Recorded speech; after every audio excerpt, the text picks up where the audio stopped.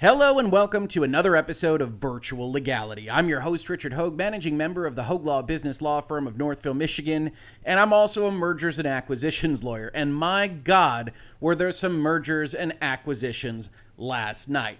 If you didn't see it, on your screen right now is a Twitter thread from a user named Wario64, who's pretty popular for putting out video game news for folks. And if you followed Wario64, you would have seen last night a series of press releases as the Embracer Group, that consolidated video game enterprise, purchased company after company and announced them all in press releases, one after the other, including the announcement that they had purchased a company by the name of Middle-earth Enterprises and the literary works of J.R.R. Tolkien.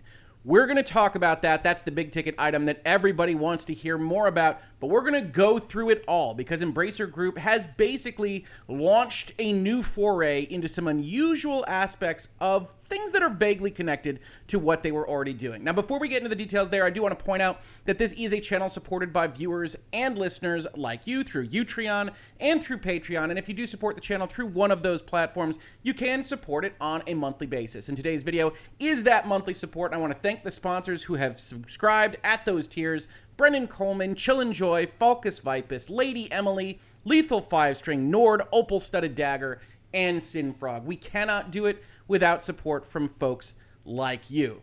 With that said, let's talk about some of these things. Here's the press release that everybody wants to get to, which means I'm going to cover it close to last because we have to set the stage for what Embracer was doing. And that is, of course, the purchase of Middle-earth Enterprises and something related to Tolkien's works. Because if you haven't followed Middle-earth or the works of J.R.R. Tolkien, you should know the intellectual property is something of a mess. Lawsuits abound between these various entities that have different rights. You might be asking, hey, what does that mean for the Amazon series? Basically, it means nothing, but we're going to talk about all those little details. But first, we have to understand what in the world was Embracer Group doing last night? And the answer is they were setting up a new holding group within their parent entity. So Embracer takes their companies, takes their brands, takes their intellectual property, and puts them into different organizations and runs those organizations as verticals. They have different CEOs, they have different heads of operations that do specific things that Embracer Group wants to focus on. This is a very kind of financial strategy-oriented way of organizing your company, and this is how Embracer has operated since it first started drawing attention from us that follow these things from a business perspective. So they announced a new group yesterday called Freemode. And let's let them describe it a little bit. Embracer Group AB today announced the formation of Embracer Freemode, an operative group comprised of certain gaming and entertainment companies owned by Embracer. Freemode is led by CEO Lee Guinchard, a 30-year gaming veteran and entrepreneur. Freemode provides a global strategic, operational, and financial support ecosystem for its collective of small to mid-sized companies to achieve operational efficiency and effectively grow their businesses to fulfill their long-term goals. Business speak, right? In addition, Freemode will expand its operating activities in the retro, classic, and heritage gaming category, as well as investing in iconic gaming and entertainment properties. So this is their potpourri group. We want to hit retro, we want to hit classic and heritage, we want to invest in iconic gaming properties, whatever those might be. This is where we license out, we license in. This is what we're going to do fun stuff with as part of our group. We've got other companies that are just making games. Those are easy enough to understand. This is something else. The newly formed operative group focuses on 6 broad and diverse business market segments, including retro, classic, heritage gaming, game development and production, devices, gear and collectibles, community and e-commerce, new idea and technology, incubation and production services, which again tells us basically nothing. But what will tell us something is who they're putting in this group. We are proud to officially announce that we recently acquired Tetsujin, which is Embracer's first studio located in Japan. Is led by Masahiro Yuge, one of the founders of the iconic arcade game studio Toaplan, known for games such as Truxton, Snow Bros, and Flying Shark. We also acquired Bitwave Games, the highly regarded shoot-'em-up games from Toaplan to PC, and published the NES Famicom classic platformer Gimmick on console. Bitwave will be doing these things. We're focusing on creating a retro classic heritage line that also gets out of video games a little bit. We also recently acquired Geotech, one of Europe's leading gaming accessory brands. This is where we're putting everything. Those are those companies. We've also got Clear River Games, which presumably they're moving into this group. Game Outlet Europe, Quantic Lab, Grimfrost, C77 Entertainment. This is a reorganization of Embracer for this particular purpose. And those are the companies that didn't get separate press releases. So we're already at 3 just in this initial press release. And then we continue on. You might have heard of Limited Run Games. If you like physical goods at all, Limited Run was focused on making effectively digital indie games for the most part, available with something like physical materials and with collector's editions. And they had a cool little business model that went direct to consumers. Well, now they're in part of the Embracer family. Embracer Group AB, through its wholly owned subsidiary Freemode, has entered into an agreement to acquire Limited Run Games from its founders Josh Fairhurst and Douglas Bogart. Limited Run is a global leading collector-focused publisher of physical video games with a strong brand, and it's acquired through our subsidiary, which isn't just called Freemode because that's not how we name corporations, right? But is instead called Embracer Freemode Iconic Holding Inc. Sure. As an avid collector, I've admired Limited Run's collector's edition, said the CEO of Embracer. They've built a strong brand that resonates with players. We see opportunities for Limited Run to further grow their business with the Carbon engine by bringing back classic games and extend their footprint geographically through synergies with other companies with Embracer Group. They sure do love synergies and core competencies and leveraging things in the way that Embracer Group talks, don't they? In an increasingly digital world, Limited Run has become the preferred partner for physical releases and lives by the motto, forever physical. Limited Run is well known for its collector's editions and operates a direct-to-consumer model with a big, loyal audience of collectors. The company evolved its business model with vinyl records and other merchandise and distributed titles, helping other publishers bring physical versions of their games to market through the Limited Run site and retailers. In addition to the Limited Run brand and addressable audience, we can use their name, a strategic value is the Carbon engine, an internally developed technology that allows legacy content and retro games to be effortlessly put out in highly accurate emulation-based ports for modern platforms. They actually have some tech that Embracer was interested in. It is a core component of Limited Run's vision for a world that is forever physical. First shipped games with the Carbon engine are Shantae and River City Girls Zero. Limited Run will operate as an independent subsidiary with Josh Fairhurst and Douglas Bogart continuing to lead the company under the newly formed operative group Freemode. The Carbon engine in Limited Run's business model aligns with the focus area heritage within Freemode, cherishing retro games. They're actually just buying this wholesale, and they're going to let it operationally operate within their Embracer group, at least as it stands right now. So this is a very valuable strategic acquisition for them, and they're going to continue to use the Limited Run brand by the sounds of things. They also accidentally bought a store. The transaction includes the wholly owned subsidiary Limited Run Retail LLC, a retail store in Cary, North Carolina that opened earlier this year, and Limited Run's 40% ownership in the joint venture Super Deluxe Games in Japan that will source more games to Limited Run on the Western market and provide a channel to sell Limited Run's catalog in one of the strongest markets in the world for physical games, presumably referring to Japan. Now, this is the other aspect of these press releases that you will see all over the place. The parties have agreed not to disclose specific terms due to commercial reasons. We're not going to get the price point for these deals, but we're going to get something a little bit like it when we get towards the end of this video. So if you've seen reports that say we don't have any idea what the pricing is, we do, and to some extent it seems a lot lower than you might have thought. They also purchased a company called Slingtrix, again through Freemode. This is all related to Freemode. Right? This is not Embracer losing their minds and just buying companies randomly. They had been set up for this reorganization. They had been working on these deals, and they wanted to execute them all at the exact same time. Slingtrix, based in the Los Angeles area, is an award-winning creator of industry-leading vocal processing effects technology for karaoke, gaming, and entertainment. The Slingtrix team has a 25-year history of developing iconic music games and is noted as the first to patent the core technology behind the Guitar Hero franchise. And again, they're trying to sell why they would purchase this particular company. This individual, John DeVecca, reinvented karaoke with Slingtrix and its industry-leading studio-quality vocal effects. Together with his co-founders Al Roke and Eric Berkowitz, the Slingtrix team planned to bring the next pop culture musical experience to the world.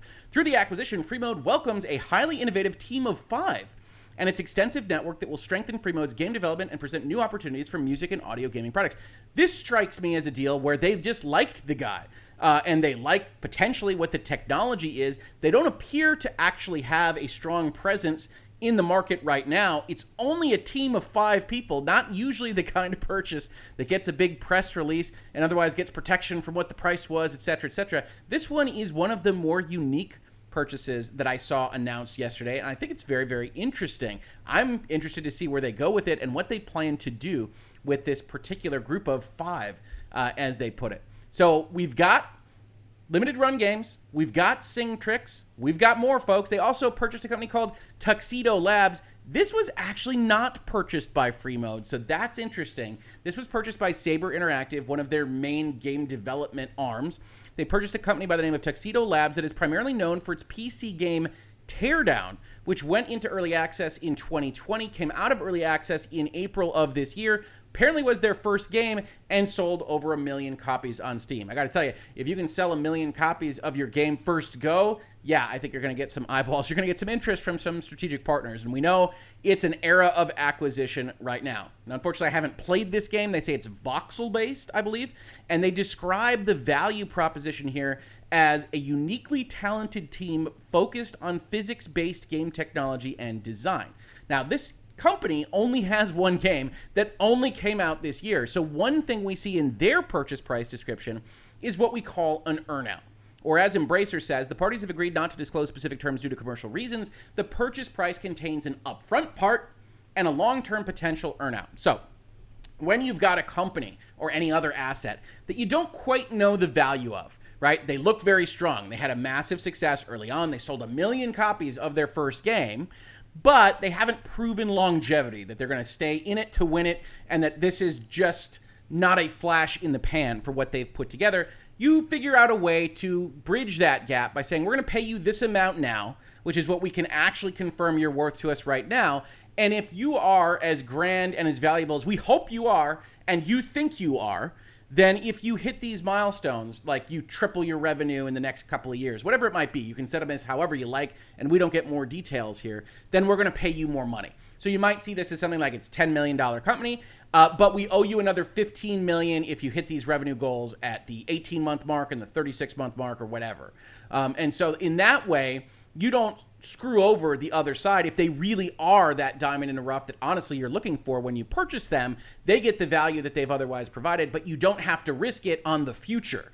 And so we see earnouts in all sorts of early stage companies, tech-based companies, because the sides can't quite get to what the proper value would be without somebody taking on an inordinate amount of risk and somebody probably losing their shirt at the end of the day, one direction or the other. So you can see here, there's a certain amount of value question marks on this particular deal because they've got this earnout, and we don't see that earnout referenced in other contexts, but it's an interesting addition to the Embracer brand. Then we see they purchase a company by the name of Tripwire. Embracer Group through its wholly owned subsidiary Saber Interactive, so another game development arm. So they got Freemode. We've got all those companies going into Freemode. We're going to have Middle-earth go into Freemode in just a minute, and then you have, at the same time, just a couple of game companies going into their more game development-oriented arm, or more traditional game development-oriented arm, but still in the indie sphere. Has entered into an agreement to acquire 100% of the shares of award-winning U.S. developer and publisher Tripwire Interactive from its 4 current owners. Tripwire Interactive is well known for The Killing Floor and Rising Storm series, and their recent bestseller, Man-Eater, which you get to play as a shark and you eat people. It's a good time. I wouldn't call it like a grand experience, but it is a game that is functional and that I enjoyed. I believe it was on Game Pass for a time. Co-founder and CEO Alan Wilson will stay on in his role and continue to run Tripwire along with Bill Monk, co-founder and lead combat designer, and David Hensley, design director. Co-founder John Gibson will be pursuing opportunities outside of Tripwire. Now that jumped out at me, right? And I didn't actually know much about this particular story, but it jumped out at me, and it will have a fairly obvious answer to why it jumped out at me in just a minute. But you don't usually see things described this way. All the co-founders, at least as we describe them, and the design guy, they're staying. That's the value proposition, right? You buy a creative company, you want the creatives to stay. This guy, he's going elsewhere, and it doesn't seem to be a big negative in this press release. They don't really care about highlighting it in this fashion. As it turns out, he was in the midst of a news cycle kind of issue as he spoke out about the Texas abortion law when that kind of thing was happening in the fall of last year. We did a video on that if you're interested in that topic. But he apparently had to step down as CEO of the company, and it seems clear that Embracer really didn't want that baggage to come along with him. So if you read press releases carefully, folks, you can pick out things like this, which is, yeah, that other co-founder, he's going away. The other thing you see here is that the advisors in this particular deal included on the Tripwire side, Bank of America Securities. If you aren't familiar with them, they used to be Merrill Lynch. They are an investment banker. And so it looks like Tripwire might have been trying to sell itself, hired an investment banker to go and potentially solicit bids and offers, and wound up with Embracer as their strategic partner in this particular acquisition. That's speculation on my part, but when you see an investment banker at the top, it is a little bit unusual for the sales company if they aren't otherwise engaged in a significant potential sales process. Don't know for sure, but it does look at least a little bit like that. So we've got those 4 companies, but there was a 5th, and that's the one that everybody wants to talk about. Or, as Deadline puts it, Embracer Group acquires IP rights to Lord of the Rings and The Hobbit. And they try to describe things, and it's very difficult to understand what's going on with these intellectual property rights. So I did my homework and dove deep into the world of Embracer Group and Middle-earth Enterprises. Here's the press release. We're going to come right back to it. But before we get into the details of what they think they bought, what they say they bought, let's take a journey back into, the mid-1970s and a history lesson about the Saul Zaentz Company. Here's Saul Zaentz. It's his picture right here. It says, for 45 years, the Saul Zaentz Company has been a font of great American independent cinema, creating motion pictures of the highest artistic merit. Saul Zaentz produced 10 films, 3 of which won the Academy Award for Best Picture. It's a pretty good batting average, not going to lie.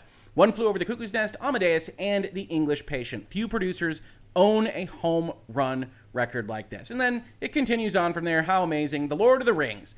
In 1978, Fantasy Films released the animated version of The Lord of the Rings, directed by Ralph Bakshi. It's terrifying. I highly recommend it. The company had acquired the film rights to J.R.R. Tolkien's The Lord of the Rings and The Hobbit from United Artists in 1976. The further significance of this came to bear 20 years later when the Saul Zaentz Company licensed the films directed by Peter Jackson. So, if none of that made any sense to you, I don't really blame you. Even the Saul Zaentz Company, even Middle-earth Enterprises, has a little bit of difficulty explaining what happened here. Saul Zaentz Company acquires the rights in 1976 in an arrangement with United Artists to produce an animated version, and somehow they keep all the rights? It's a little bit unclear there. I'm sure there's a much more detailed history somewhere online, somewhere on YouTube. The film was released in 1978. In 1998, the Saul Zaentz Company licensed director Peter Jackson's live-action trilogies of The Lord of the Rings and The Hobbit, and they actually went so far as to make a little movie about it, which I watched. Primarily so you don't have to, but I'll link it in the description if you are interested. And you can see the kind of Byzantine path of intellectual property rights. So you got J.R.R. Tolkien here on the left. I'm going to try to visualize this for you audio listeners. He writes The Hobbit. He writes the Lord of the Rings trilogy. He has The Hobbit published by a company by the name of Allen and Unwin. Allen and Unwin and the Lord of the Rings all eventually, I think there's a number of steps here that are skipped in this particular map, flow over to publisher HarperCollins. They're in charge of the actual book material specifically, as I understand it. Believe me, there are a lot of details here that are not included in this 10-minute movie. So, after he writes The Lord of the Rings, he options out the movie rights and seemingly a lot of other rights, merchandising rights and things, to United Artists, who decides not to make a movie and instead sells those rights over to Saul Zaentz, producer, the one that we had just looked at, and the Saul Zaentz Company. It's through those rights that came from Tolkien, through United Artists, that he makes that Lord of the Rings animated movie in 1978. He also makes a bunch of merchandising. This is where you get War of the Ring. This is where you get t-shirts. This is where you get the I'm with Frodo buttons. You get all those kind of things. And then, in the late 90s, Saul Zaentz Company licenses the rights specifically to make live-action films within The Lord of the Rings and The Hobbit to Miramax, which licensed it over to New Line, which is now purchased and owned by Warner Brothers, but that's how they make the world-famous Lord of the Rings trilogy and the less world-famous Hobbit trilogy, and they have all the rights and merchandise and things associated with the films.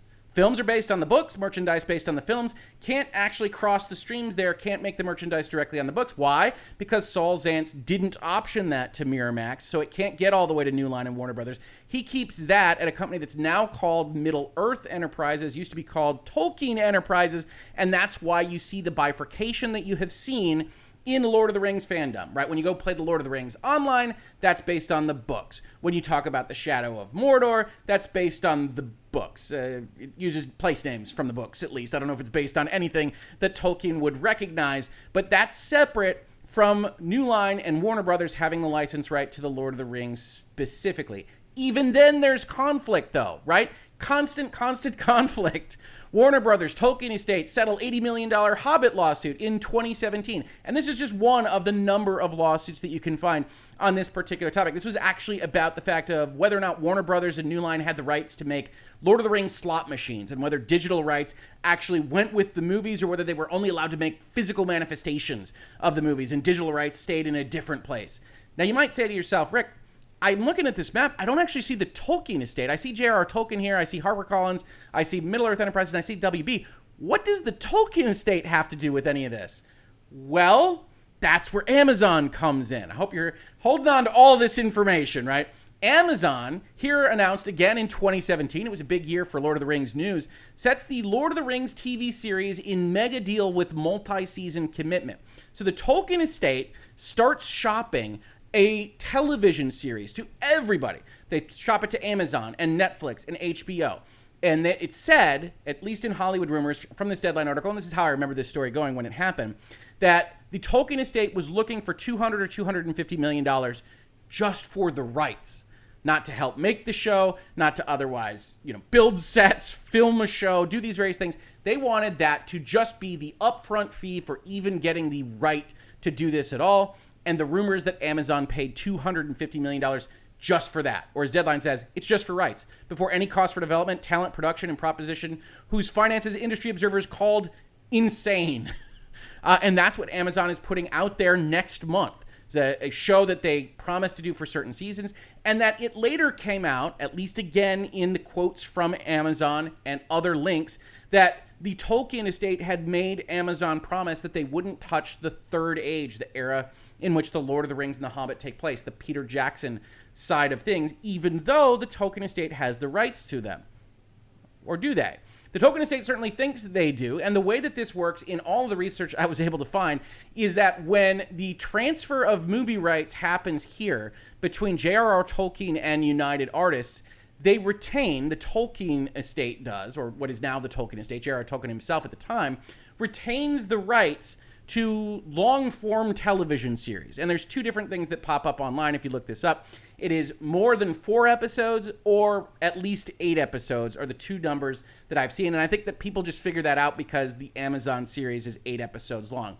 Either way, there's a third kind of line that branches off here that is retained by J.R.R. Tolkien that amounts to television rights, long-formed, serialized television rights. And so when we look at what the Embracer Group actually purchased, we will see that they don't actually mention anything related to those specific rights. So with that as our background, and aren't we having fun, let's take a look at what Embracer Group purchased.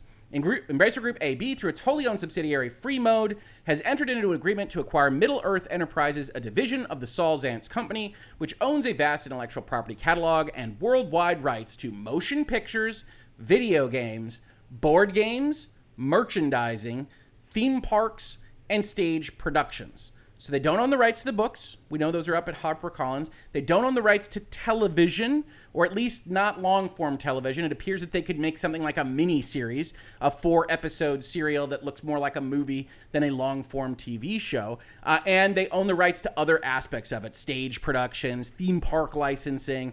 And if you've been paying attention to what Embracer Group has done and how they have exploited, and I don't mean that in a negative context, but just talking about it in an intellectual property one, the intellectual property that they have purchased immediately, going into the vaults, figuring out how to develop these things, figuring out how to license them out, we can expect to see a whole lot more Middle-earth type stuff with an announcement like this one. Whether or not that works for you is going to be a reasonable minds can differ kind of concept. We're going to get a lot more of it. Some of it's probably going to be bad, but some of it might be good.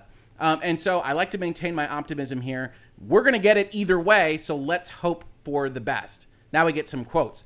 I am truly excited to have The Lord of the Rings and The Hobbit, one of the world's most epic fantasy franchises, join the Embracer family, opening up more transmedia opportunities, corporate people, including synergies across our global group. I am thrilled to see what lies in the future for this IP with Freemode and Asmodee as a start within the group. Asmodee is the board game kind of angle.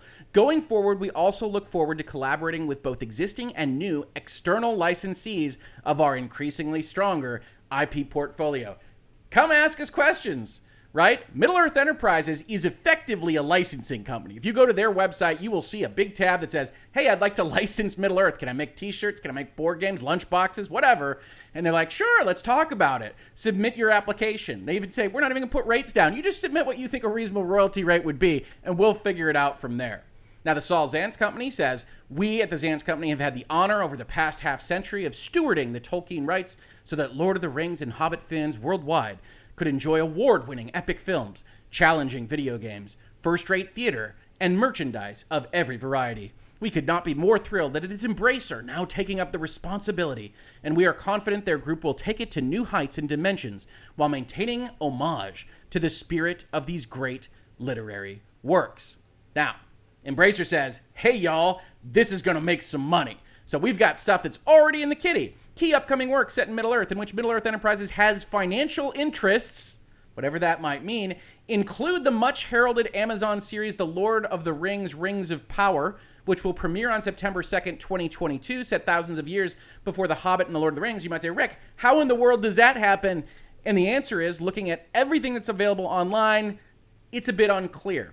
The Zaentz Company, Middle-earth Enterprises, was engaged and has some rights to what they are putting in The Lord of the Rings, Rings of Power, presumably because there's something related to what they own. But it's not at all clear what that might be. They say they have financial interests. We can take it to mean that they do. They also have those interests in the animated movie The Lord of the Rings, The War of the Rohirrim, from Warner Brothers, set for release in 2024, and the mobile game The Lord of the Rings, Heroes of Middle-earth.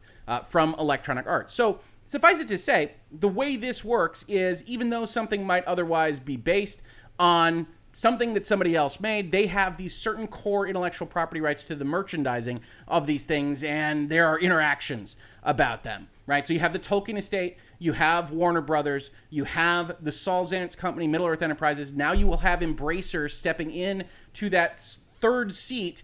And there will, in all likelihood, continue to be a lot of intellectual property fighting around the edges. This is a hugely valuable universe, and financial interests doesn't mean ownership. It means making people happy enough that they don't sue you if something turns out to be a wild success, right? So you have all these parties kind of working against each other, and Embracer has now just taken up the mantle for what used to be a Middle-earth Enterprises and Saul Zaentz Company fight. But Embracer's not done yet. Those all sound good. We've got financial interest in those. But other opportunities include exploring additional movies based on iconic characters such as Gandalf, Aragorn, Gollum, Galadriel, Éowyn, and other characters from the literary works of J.R.R. Tolkien, and continue to provide new opportunities for fans to explore this fictive world through merchandising and other experiences. Merchandising! Right? Absolutely. Embracer Group didn't buy this for nothing, folks. They are ready to leverage, and that is exactly what they've done in video games, so we would expect nothing less from them on this kind of thing. Does that mean it'll be good? Doesn't mean it'll be bad. Don't jump straight to nihilism or cynicism, folks. It could be good. The acquisition of the rights is in line with Embracer's IP-driven transmedia strategy. The Lord of the Rings and The Hobbit are among the world's largest, most enduring, iconic entertainment franchises and birthed the fantasy genre. Middle-earth Enterprises will be a part of the newly founded operative group Embracer Freemode, and the company will continue to operate independently under the existing Middle-earth Enterprises leadership team. So much like we saw with limited run games, the plan is just to let them live. Now, the parties have agreed not to disclose specific terms of the transaction due to commercial reasons.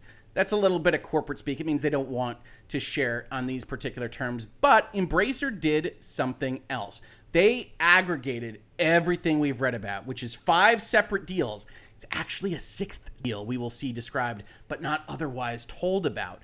And you might be wondering, wow, what kind of money did Embracer Group actually spend here? And the answer is a lot less than you think. So, as part of this particular discussion of The Lord of the Rings, I think it's worthwhile to note that we were told that Middle-earth Enterprises was selling earlier this year. In Variety, February 9th, 2022, you get a headline titled, Lord of the Rings and The Hobbit Film and Gaming Rights Up for Sale.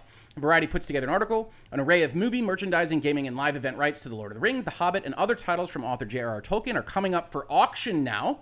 Zaentz Company has hired ACF Investment Bank to handle the sales process. As I said, this is what investment bankers do, which is unfolding this week as bankers make the rounds of the logical Hollywood buyers. The Tolkien properties are projected to fetch at least $2 billion based on recent high valuations for top-tier IP and content producers. I will tell you right now, we apparently don't live in this market that Variety or Xantz or ACF thought we did as of the writing of this paragraph. The timing of the sales process is not accidental. Amazon is set to premiere its long-awaited mega-budgeted TV series rendition of the enduring Lord of the Rings saga. Not exactly. Lord of the Rings, The Rings of Power. Amazon is at the top of the list of prime candidates to pursue the additional rights now held by Xantz. The Xantz Company holdings encompass rights to exploit Lord of the Rings and the Hobbit properties in film, video games, merchandising, live events, and theme parks. It also includes limited matching rights should the Tolkien estate decide to make movies or other content based on 2 compilations of Tolkien writings that were published after his death, The Silmarillion and The Unfinished Tales of Numenor and Middle-earth. So they have the rights, Embracer does, to Lord of the Rings and The Hobbit specifically. They mention other rights to some of J.R.R. Tolkien's works. It doesn't appear to be all of them, but they have quote-unquote matching rights should the Tolkien estate try to shop the various rights they have in the other books. Matching rights for purposes of our conversation here are probably something like a right of first refusal. So the Tolkien estate goes to shop something at a given price, and in this particular case, the Xantz Company, Middle-earth Enterprises, now Embracer Group, has the right to step in and say, oh, if you're willing to take it for that price, you can give it to us instead. And we'll give you that. Absolutely no problem, but we'll take the rights and we'll do something with them. So that seems to be what's described here. We don't get a lot of detail in something like Variety, but there's also fighting, right? One other reason why you might not have gotten $2 billion for this is also in this Variety article. Warner Brothers also maintains some film development rights to Lord of the Rings through its ownership of New Line Cinema. But it's understood that, and I highlighted this, in the Xantz Company's view, substantial live-action film rights reverted back to them last year, in part because Warner Brothers had not been actively developing new Lord of the Rings and related content. That development, plus the anticipation for the new Amazon series, was enough to convince Xantz Company that the time was ripe for a sale. Warner Brothers declined to comment, but it is believed that the studio and Xantz Company are already at odds over who controls what when it comes to Lord of the Rings and Hobbit rights, which have been the subject of extensive litigation over the years. The Tolkien estate was also involved in all of this because they didn't feel they were getting the royalties they were owed. All sorts of things have happened, and honestly always happen when something is a massive success. But if you're trying to value something, the fact that one of the main parties involved is both well-resourced, like a Warner Brothers movie studio is, and thinks that maybe you don't have the rights that you think you do, you're buying litigation if you buy into that position. And it wouldn't surprise me if the value that was afforded to Middle-earth Enterprises on the whole in the auction process or otherwise was reduced because of stuff like this. Saul Zaentz, an entrepreneur in music and film who died in 2014, acquired film adaptation and other rights to the various Tolkien titles in 1976. One form of media that was carved out of the deal with Zaentz back in the 1970s was the right to produce a TV series that was longer than 8 episodes. Like I said, Variety says 8 here, others have said 4. We don't seem to have an agreement on the details there. That loophole, it's not really a loophole, you just retain the rights, you don't sell them, allowed Amazon to cut a deal directly with the Tolkien estate for the Rings of Power series in 2017 when the Tolkien estate shopped that TV series. And that's basically the end of the article for this purpose, but the main takeaways are there's fights about these things. Zaentz puts it up for auction earlier this year, wants to get $2 billion, and what do they get? Well, we don't know specifically, but what Embracer Group did was took the 6 deals that they announced all at once, and they put the price together to give a little cover for everything, and probably, honestly, a little bit of cover for whatever the Lord of the Rings and Middle-earth Enterprises wound up selling for. So, Embracer Group AB and its subsidiaries have, as previously communicated on 18 August, entered into 5 acquisition agreements alongside one unannounced acquisition. The transactions further strengthen and diversify Embracer's portfolio with profitable IPs and franchises and increase Embracer's high-margin licensing from external partners. The transactions also add to publishing capabilities in North America, solidifies Embracer's leading position with the AA, single-A, indie segment of the PC console market and its efforts in asset care and retro gaming, as well as creates new opportunities for music and audio gaming products. The aggregated upfront purchase price amounts to SEK, that's Swedish krona to you and I, of $6 billion, of which $4.2 billion is paid in cash at closing, $1.3 billion in cash is paid in 12 months, and $0.5 billion is paid in Embracer shares. Now, we can break that down first and foremost. 4.2 billion is upfront payments. That's the bulk of your purchase price. The withholding here of 1.3 billion in cash is actually what we would traditionally think of as almost certainly indemnification withholding. So when you buy a company like this, you get certain promises about that company. We've talked about that a lot in Virtual Legality. And if there's a breach in those promises, there's actually litigation. You don't own these particular intellectual property rights. We have to go solve that for you. We can take out of that withheld amount, we can give those damages back to ourselves without having to go and extract them from your bank account. So very often when you have a merger or an acquisition, you withhold a certain amount of the purchase price, and then the buyer can go and take damages and redress from that group, as opposed to having to go through a legal and litigation process. So they've got $6 billion all in to start out with, and $1.3 billion is held back. And then they have also deferred compensation, right? We talked about the fact that there were earnouts involved with at least some of these deals, and they say that that would be in an amount of up to $2.2 billion, of which 1.5 would be in cash and 0.7 billion would be in shares. The likely total consideration for the business amounts to SEK 8.2 billion. They think the companies they purchased are going to hit these earnout numbers. Now, I've said billion a lot of times here. That might sound like, hey, maybe the Lord of the Rings sold for what we thought. No, it's Swedish krona. We have to actually go and translate these things. The upfront price before earnouts, 4.2 billion, just cash, is about $400 million. And if we take their entire purchase price of 8.2 billion Swedish krona, we get to a total purchase price of about $780 million, which means that for all 6 companies, including one that is unannounced, Embracer paid less than $1 billion when what Variety said Zantz was shopping Middle-earth Enterprises at was $2 billion on its own, which means that Middle-earth Enterprises came in massively under what was leaked out to Variety in that particular deal. Now, was that leak anywhere near the realm of reality? We don't know. It was February of this year. That seems like a different time even now,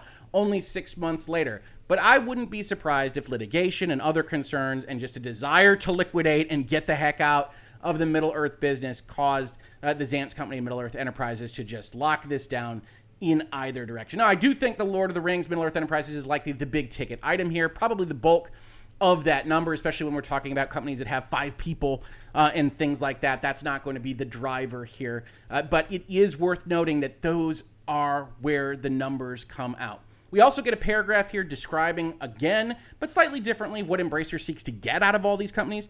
They say, in particular, The Lord of the Rings, one of the most iconic IPs on the globe and the entire Middle-earth universe, offers significant growth opportunity within PC console, mobile, and tabletop games. We want to gamify this thing. Middle-earth Enterprises also increases Embracer's high-margin licensing revenues from external partners. We can license it out. Who doesn't want to make something in Middle-earth? And creates a platform to accelerate growth in this source of revenue from the group's vast IP catalog. They then talk about Tripwire and Tuxedo. They talk about Limited Run. And then they also mention Embracer has entered into an agreement to acquire another company within the PC console gaming space that, for commercial reasons, is not disclosed today. The purchase price for this undisclosed acquisition is in the range of being among either third or fourth of the largest of these transactions. So if we're trying to suss out what the order of this was, we'd guess it was Middle-earth Enterprises, maybe Limited Run Games, and then it gets a little bit dicey. I haven't looked at what the sales through of any of these companies are, but it's going to be in that middle tier of maybe AA, maybe single A type gaming on a PC console basis. So think of companies of that ilk, something like a Tripwire, something like a Tuxedo Labs. And we'll see exactly how it goes, because they're going to have to announce the 6th company that they purchased at some point. So we'll look out for that most definitely. But that is Embracer Group. Embracer Group is moving on seemingly everything. We've talked about it being an era of acquisition. This doesn't change that, but it also might not change functionally how Middle-earth functions much at all, right? Embracer Group is going to step into the shoes of the Zantz company, of Middle-earth Enterprises as it stood before the acquisition. They clearly want to leverage things, but we'll have to see how the Tolkien estate reacts to that, how Warner Brothers reacts to that, and just how many more lawsuits are actually going to follow from the continued fractious negotiations of what amounts to a very difficult intellectual property map to follow, even for this corporate lawyer. This has been Virtual Legality for today. I hope you found this enjoyable. If you did, please consider supporting the channel. We can't do it without viewers and listeners like you. We've got a Utreon where more of the resources get to us here at the Hoeg Law YouTube channel. We've also got Patreon, which I know is a platform loved by a lot of you, and both are loved by our sponsors this month. Once again, giving thanks to Brennan Coleman, Chill and Joy, Falcus Vipus, Lady Emily,